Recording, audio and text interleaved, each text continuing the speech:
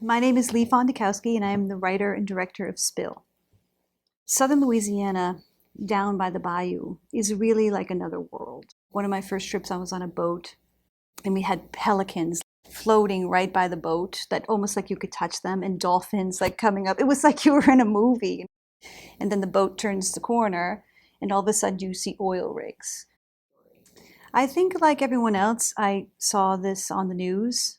We all saw the spill cam and the magnitude of the spill.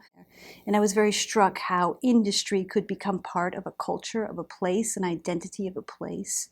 And I knew that there was an American story there, a very important American story to be told. The characters in the play are the people that I interviewed, the oil rig workers, the families who lost their loved ones in the rig explosion, and the men who died are also characters in the play.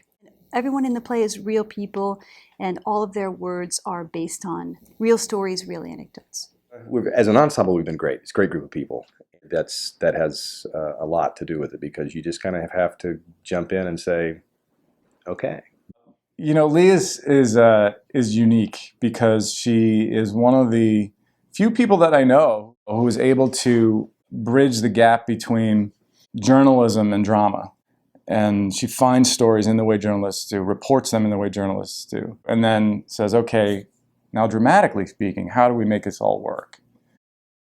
I haven't been in a cast that like actively stretches before before we start a run through than I have with this one. You have to make sure your body's ready. We're doing a lot of stuff. We're jumping off of things. We're climbing things. We're sliding on the ground. Probably the most rewarding thing is to actually play these people. I think that this play puts a more human face on the story and tells aspects of the story that were not on CNN, that were not in the news. TimeLine is really devoted to getting it right. The respect for history, the respect for accuracy in the story. It's been the most exciting process as far as putting a play together that I think I've been in a long, long time.